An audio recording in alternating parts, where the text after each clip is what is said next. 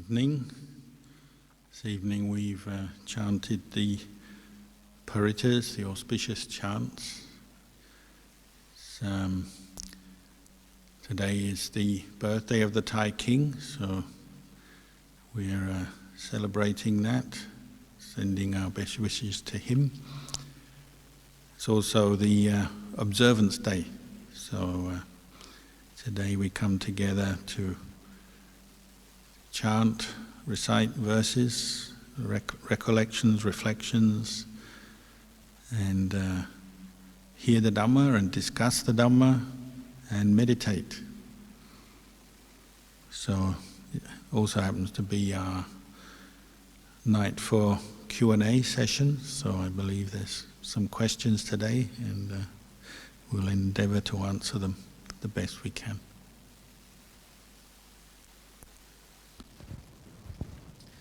Okay, the first question is, Dear Ajahn, can you please advise on how to deal with rough patches in the practice and how to keep the mind bright to push through them?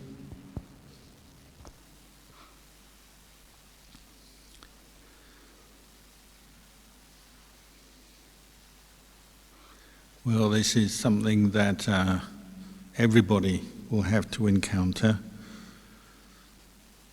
The Buddha himself probably went through many, many rough patches over many lifetimes before he became a Buddha. Every enlightened being, monk, nun, man, woman who's practiced the Dhamma will have gone through rough patches.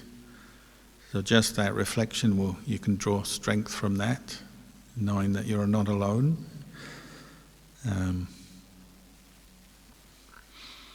And as in response to most questions, probably the most useful quality is always to have awareness, mindfulness.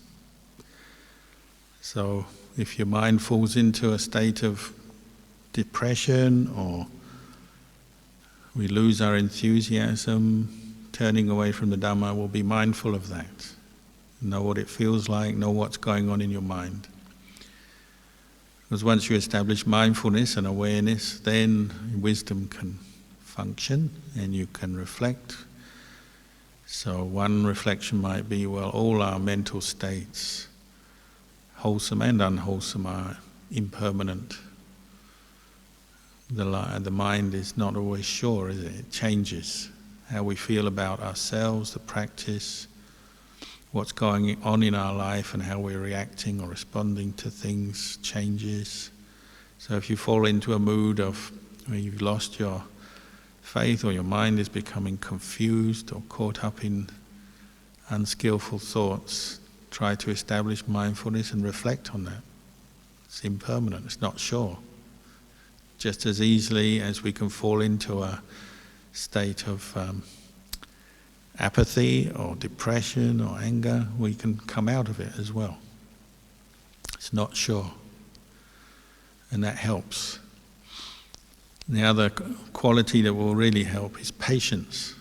As we chant, when we chant the Awada Patimokkha, the Buddha said, Khanti, so patient endurance is the supreme destroyer of defilements.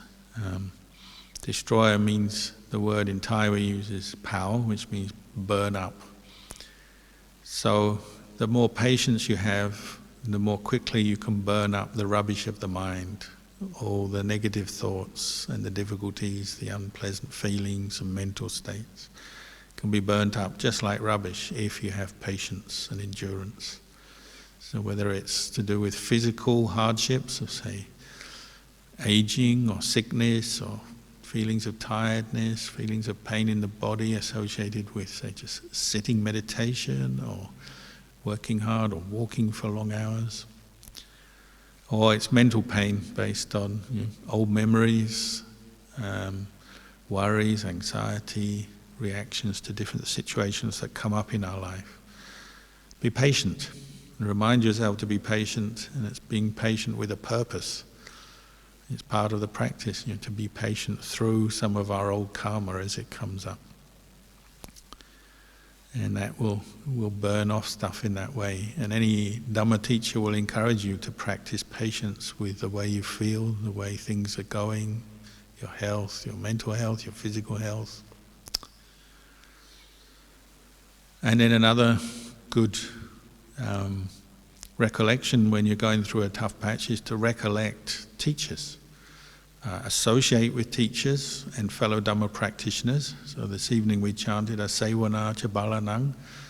Associate with the wise, because you might be going through a rough patch, but if you're associating with someone who's well practiced and a good example and gives good advice, well, they can help uplift our mind, brighten the mind by hearing the Dhamma or just seeing someone else practicing the Dhamma.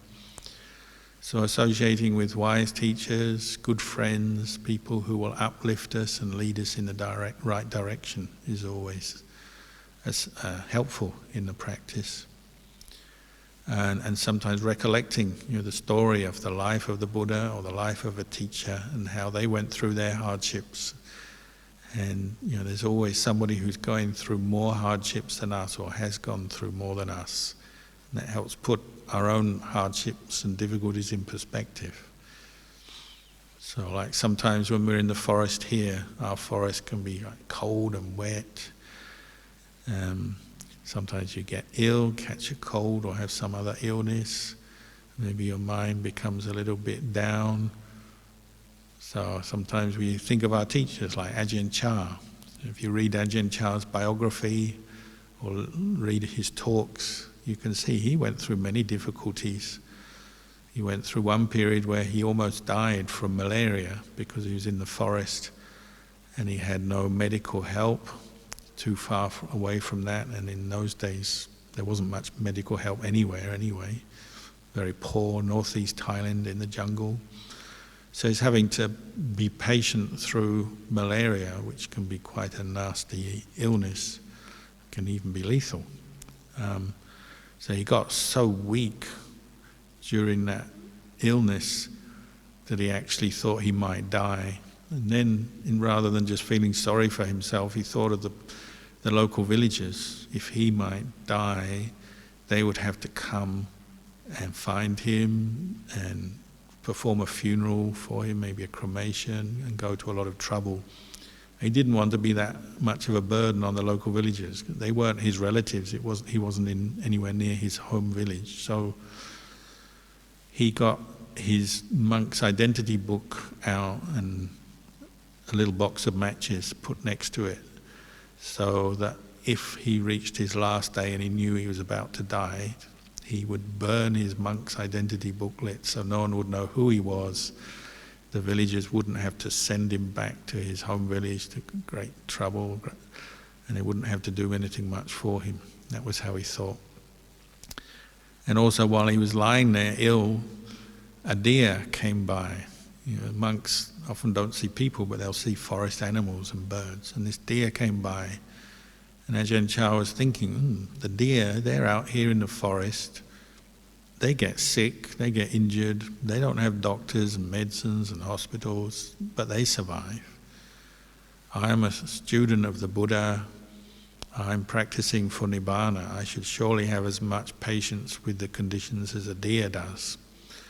So he said he aroused himself in that way, brightened his mind and determined to carry on practicing, and he got through his malaria without medical help.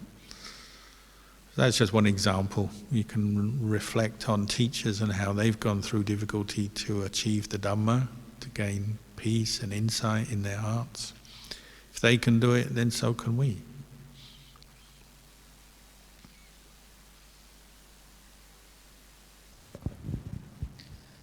Dear Ajahn, in practicing Satipatthana, does mindfulness of the body movements such as walking, eating, sitting, lying down, etc., in one's everyday life considered a contemplation of the body apart from breathing meditation? Yes.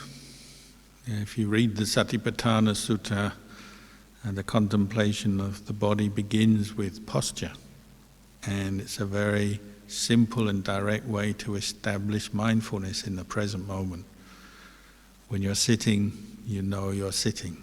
When you're walking, to know you're walking. When you're lying down, to know you're lying down. When you're standing, to know you're standing. And if ever you're in a state of agitation or confusion, or you want to bring up mindfulness, you're not sure what to do, just come back to your posture. It's a very good starting point. Become internally aware of your sitting posture, or your standing, or your walking. And the companion to mindfulness is clear comprehension, sati and sampajanya. So having established mindfulness on your posture, you'll also then, it naturally leads on to the thought, well, what am I doing right now? Where am I? What am I doing? So if you're walking, where am I going? Where do I need to go to get to the end of this route, get to my destination? What are the obstacles? If I'm sitting, why am I sitting? What am I doing? So if you're meditating, or you remind yourself, I'm meditating, maybe come back to your meditation object by becoming aware of your posture. Or if you're lying down, maybe some of the hardest times to be mindful are when we're lying down, when we're sick. You'll notice if you're sick with fever or headaches, could be coronavirus, could be flu, could be anything. It could be delirious, have lots of moments when your mindfulness is very weak and you have dreams and fuzziness and unpleasant feelings in your body. So to establish mindfulness, you might just come back to your posture as you're lying down, wherever you are, and maintain mindfulness of the posture. And you could sweep your attention up and down your body, become aware of your head, your body, the chest, the arms, the limbs, down to the feet. One interesting thing you can do to become more mindful of posture, say you are ill, so you might be sitting or you're lying down and you're ill. Part of the problem with being ill is you have that memory, I am ill, I am the one who is ill. We identify, we attach to the feelings and the memory of who we are and being ill and the negative thoughts. That's all in the past. If you establish mindfulness of your posture when you're ill, but you become mindful in the present moment, ask yourself, how bad is it? Where is this illness in terms of, at this very moment, is there pain? And there may well be some pain, but maybe not that much. Maybe it's only limited to a certain area in your body, a muscle pain or a headache or whatever it is. When you become mindful of the body, the posture, then you can ask these questions. And sometimes it's very hard to pin down where the actual symptoms of the illness are. Maybe you have a sort of a sensation in your forehead if you've got a fever. Maybe there's sensations around your body because you're very weak and tired. But become mindful of those sensations and the posture. And you can learn a lot about practicing mindfulness when you're ill and even lying down. So it's a very good practice to do. It can be done in conjunction with the breath. So having established mindfulness of your posture, then you turn to the breath. Or if you're doing breath meditation and you lose awareness, come back to the posture. So maybe you're sitting meditation and become drowsy. You can re-establish awareness on your sitting posture, maybe even open your eyes, turn your attention to establish awareness of the posture, how you're sitting, straighten your back, wake yourself up in that way and then return to the breath. Or if you're walking meditation or just walking anywhere in your day, you can notice how your mind drifts away from the present moment. It's not with the action of walking, it's now thinking about where you're going to do, what you're going to do next, planning, scheming, imagining, or you hear some sound and your mind is away thinking about that sound that you've heard. It's no longer with the posture of walking. So at those moments, bring your attention back to the posture, maybe even come back to the breath for a few moments as you're walking or as you're standing, just to re-establish awareness. So the two practices are complementary. When you're mindful of the posture, well, that's your focus, but when you're mindful of the breath, it can come straight out of being aware of the posture first.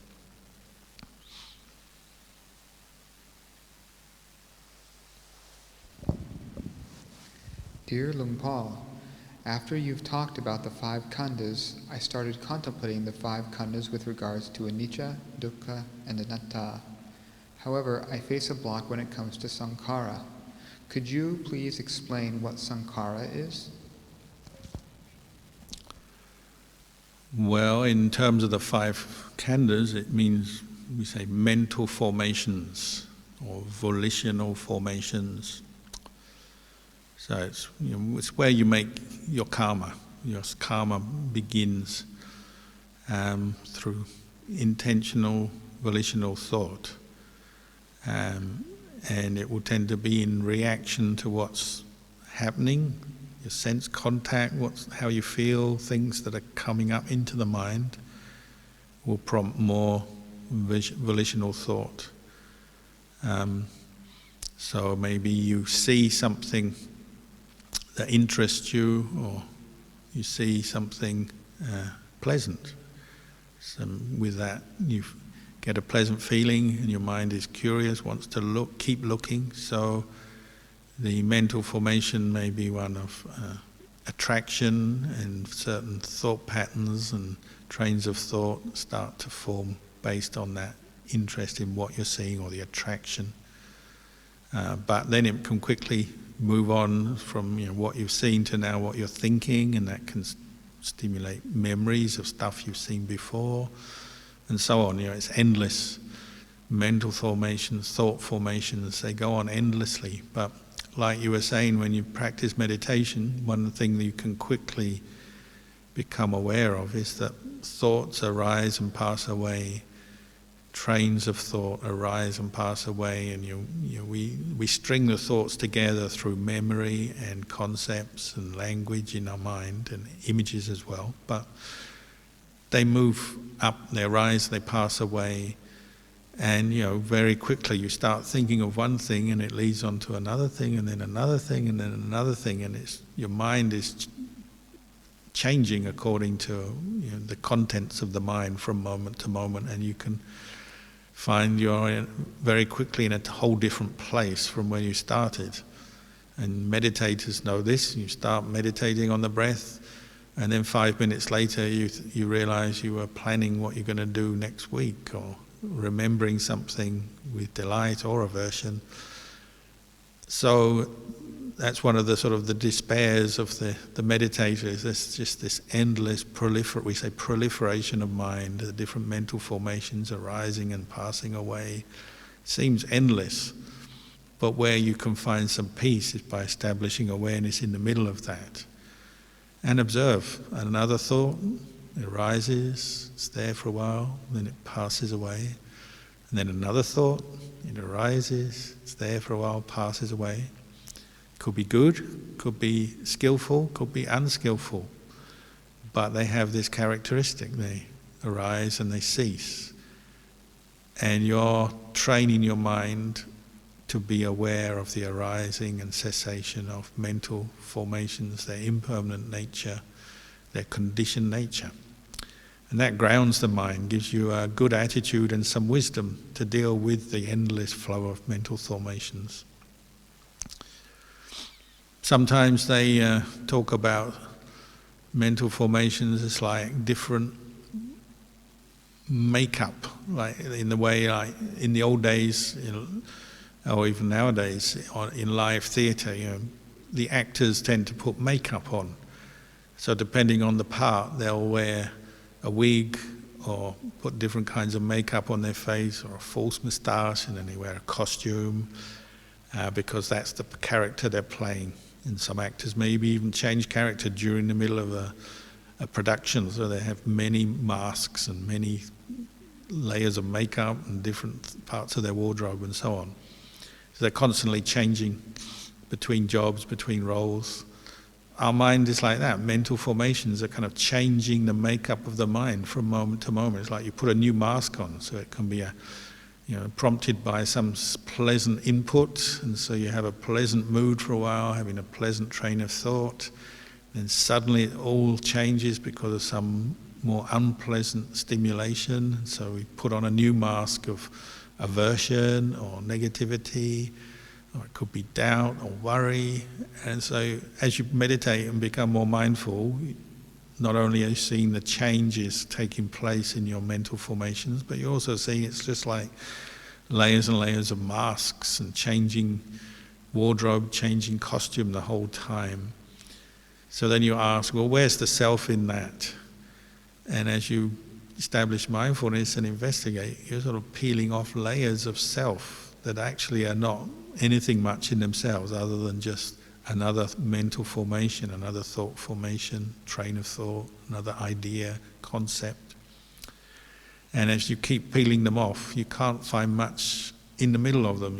It's empty. There's no real self or solid entity there. They're just layers of masks that you're pulling off or seeing through the delusion of them. So there's different ways to approach it, but try to always establish mindfulness and investigate. Come to see the impermanence, the unsatisfactoriness of mental formations and thought formations. They're constantly changing, constantly leading you to do something else. I've got to do something else. Think another thought, do something else, planning, scheming, wanting. Not peaceful.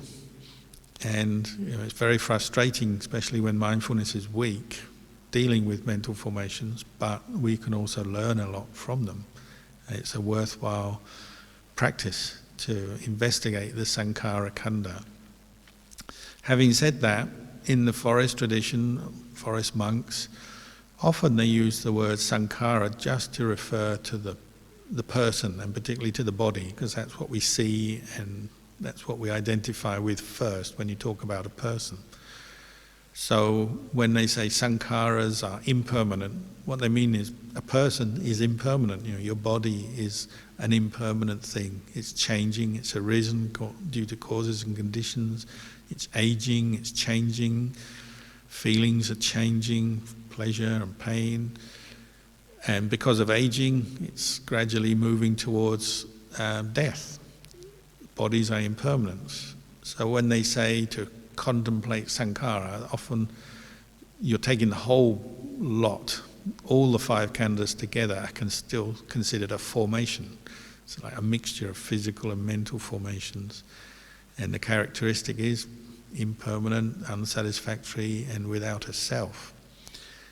And so when they say, oh, I'm contemplating sankhara, often what they mean is just aging and death. So you can take it on a sort of moment-by-moment basis, the arising and passing away, or the birth and death of moments of thought and moods, mental consciousness, or you can talk about the whole thing, the birth and death of a person in one life. But it's an area to investigate, and you need mindfulness and training yourself in wisdom to do that.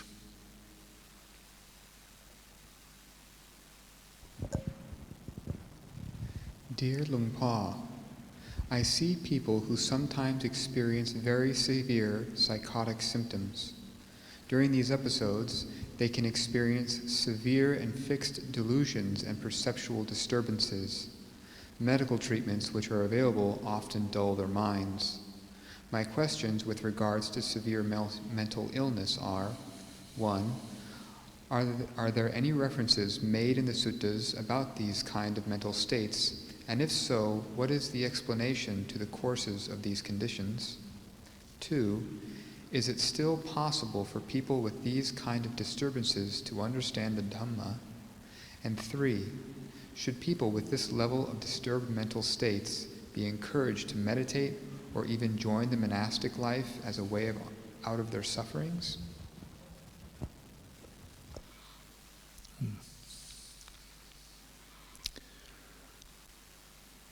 Well, in one sense, we're all mentally ill. As long as we have a mind that's still affected by greed, anger, and delusion, we still experience stress and suffering. But you might say it's a matter of degree. So we all have moments of madness, moments of craziness, moments of extreme emotions and confusions. But what you might say an ordinary healthy, relatively healthy person, they come back to some level of balance fairly quickly, we hope. So unfortunately some people, for both physical and mental reasons, don't come back so quickly, and they fall into more extreme states of mind or more prolonged things like psychotic states and so on. But if you go right back to the source of it all, you could say it's all coming from ignorance of the truth, the effects of greed, anger and delusion on a human mind.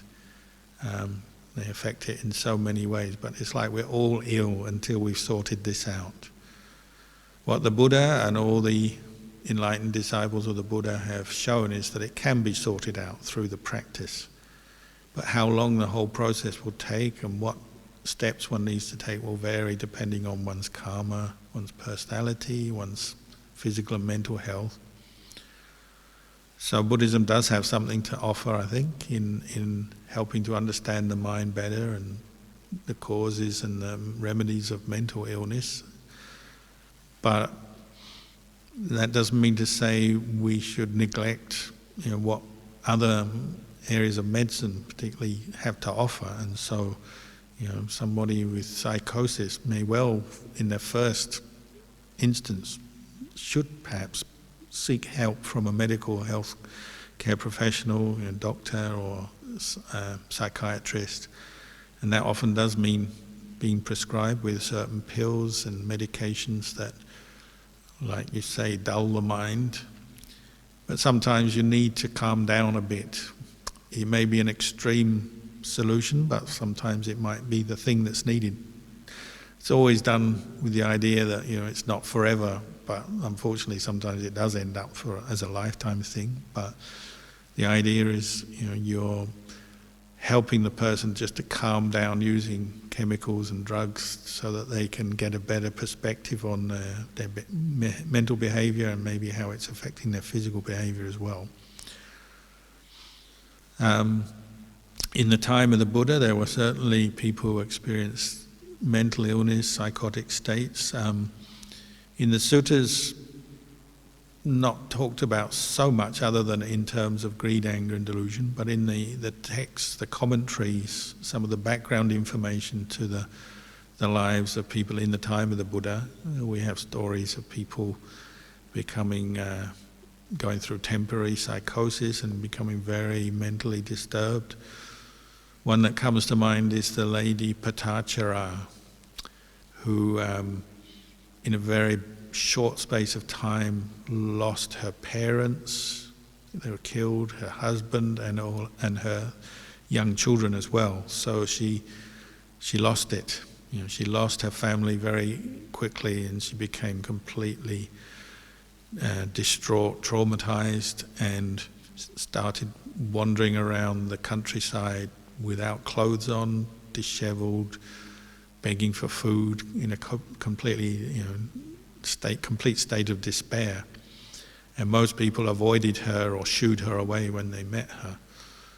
But there was one time, after a period of time of her experiencing this state of complete despair and confusion, there was a time when the Buddha was in the village to give some teaching, and he knew she was around, and she was attracted perhaps by the peaceful presence of the Buddha, and she came into the crowd, but because she was naked and acting in a strange way, people were shooing her away. But the Buddha said, no, let her come in and sit down and find her something to cover herself with, a blanket or something.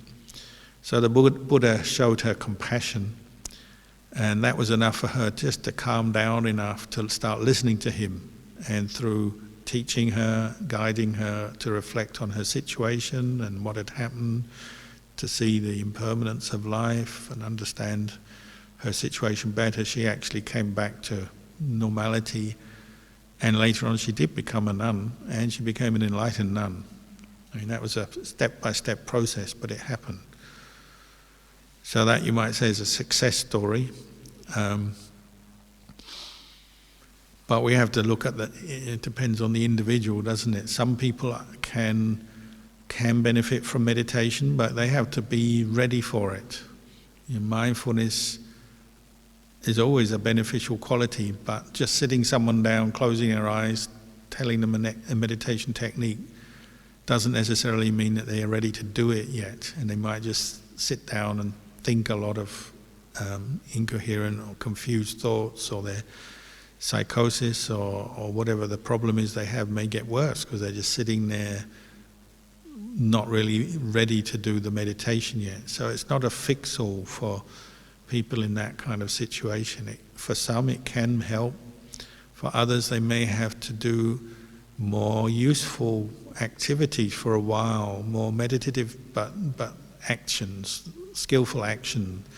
So often people, when you meet them who are having mental illness, mental problems, you might encourage them to do certain jobs that they can do and give them a sense of purpose and something to focus on.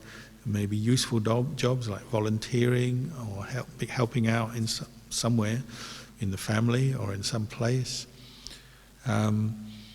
That is often a good starting point before someone goes on to meditation, because even with the best health, meditation is not always easy. So it's not something you can just assume will cure somebody. They might need a step-by-step gradual process of introduction towards meditative techniques, meditative states of mind, simple jobs. Like in Thailand, when I was there in the monastery, if somebody was experiencing more extreme mental states, or what you might call the onset of mental illness, sometimes they would say, come and do something like chop wood, something simple, repetitive you can focus on, rather than say just go and sit in a hut in the forest, because that might not be the best for them. So associating with good people is very important. Good friends, reliable friends, people who will lead you in the right direction is good in these situations.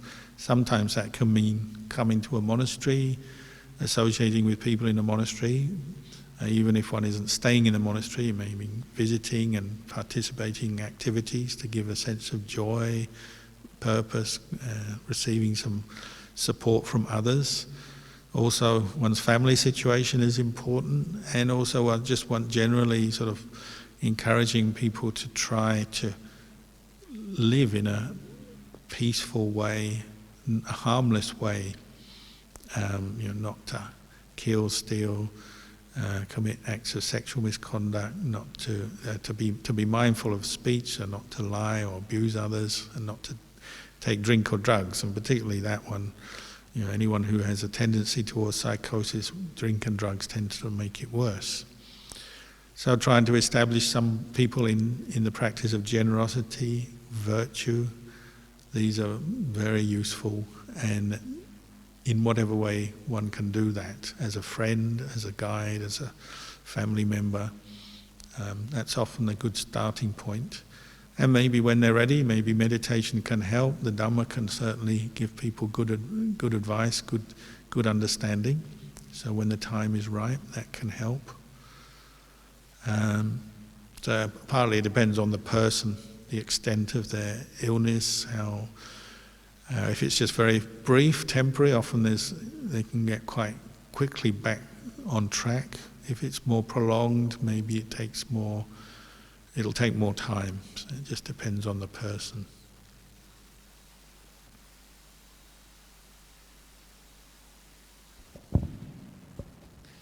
Dear Ajahn, during deep and meaningful meditation, do experienced monks ever achieve a state in which the mind separates from the body?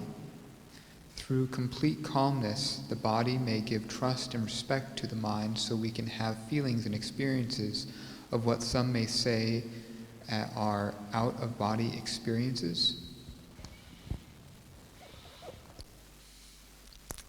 Well, these experiences do happen from time to time.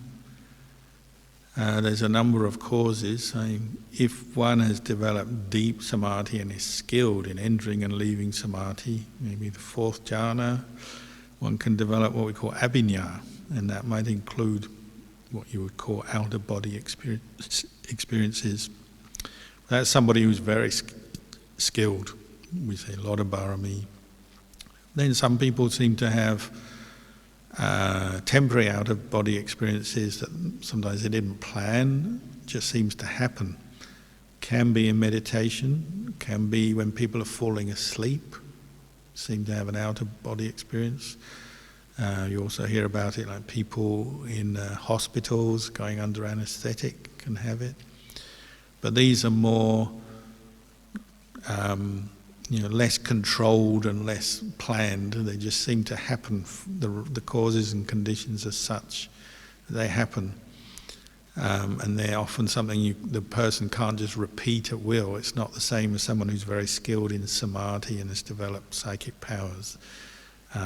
These are more just sort of one-offs or just happen when, according to different causes and conditions which the individual maybe can't control. And it's certainly not everyone will have that. These are the minority of people who have these experiences. One that comes to mind when I was living in Thailand with Ajahn, one lady came to stay in the monastery for a while, and she had a lot of faith, so she put lots of effort into her meditation. Every day, many hours of sitting, walking meditation. But physically she wasn't that used to it, so she was having a lot of pain in her legs, which is very common, but she was pushing through it, being patient with it, and just gritting her teeth, basically, because she had so much faith. She really wanted to practice. And there was one occasion that one afternoon she'd been sitting for many hours and she's just experiencing pain. But she was determined not to stop and not to give in to this pain, so she just maintained her mindfulness on the word Buddho, as she was experiencing quite intense pain, and suddenly her mind seemed to flip and float up out of her body and became very blissful. The pain disappeared, and now her mind was as if floating in the sky. And she could see herself, the physical body, sitting there, but now the pain was gone. And then she reflected, what is this? Is this samadhi? She couldn't say because she wasn't experienced. Then she thought, my mind is now free from the body. Maybe I should check on my family, because she was a mother, had a couple of children, a boy and a girl, and a husband, and she really wanted to know, still missed them, still had her attachment. So it seemed her mind just floated off to her home, which was a couple of 100 kilometers away, but nevertheless she turned up at home and she could enter her own home and see her husband, what he was up to, see her kids, what they were up to. And apparently the kids were not up to anything good. I don't know whether they're arguing or they're spending too much time on their mobile phone or up to no good. Anyway, that day she knew exactly what everyone was up to. And then at the end of her meditation, her mind came back to the body. She came back down and she was very calm and bright. And she could remember everything that happened during this period. She had this out-of-body experience. So the next thing she did when she finished her meditation was ring home and tell her children off, because she saw what they were doing, being naughty in different ways, and which really shocked them, because they were saying, how did you know? But that was a one-off, and she could never repeat it, much as she would have liked to. And these experiences tend to be like that. They're fascinating and they make good stories, but they're very difficult to repeat, and they can become an attachment. You're meditating to have an out-of-the-body experience, and we're not. We're meditating to develop mindfulness and wisdom to let go of greed, anger, and delusion. So one has to be careful of any kind of meditative experiences, whether it's states of bliss, rapture, out-of-body experiences, visions, and so on. And proceed with caution. Don't make them the goal of your practice, but sometimes these things can happen. But always try to maintain mindfulness. And the Buddha said, if you have a strange experience in meditation, come back to the body, as we've been describing earlier. Re-establish mindfulness on your physical body, and you can't go wrong. It brings your attention back to the present moment. You're not lost, you're not deluded, you're just aware of your posture, the breathing, or any other aspect of the body. That's the safest thing. Nothing can harm you then.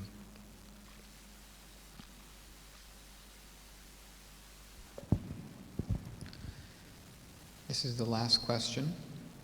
Dear Lungpa, Sabba Sankara Samato, the stilling of all sankharas, what is the meaning of this statement?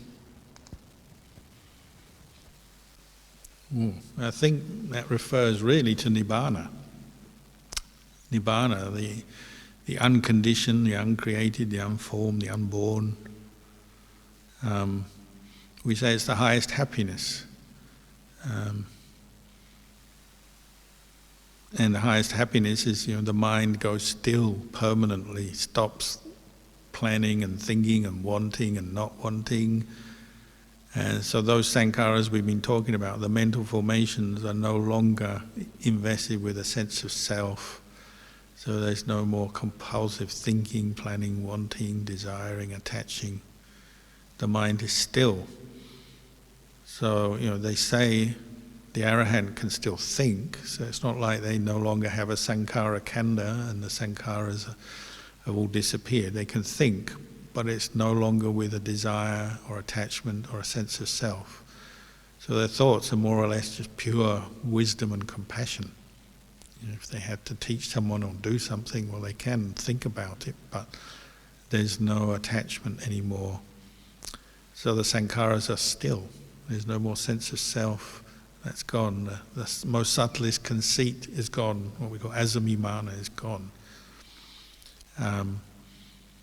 So, like the Buddha said, the last thing he let go of before he became enlightened was the desire for complete enlightenment, the end of the mind that keeps creating, wanting, planning, comparing, with a sense of self.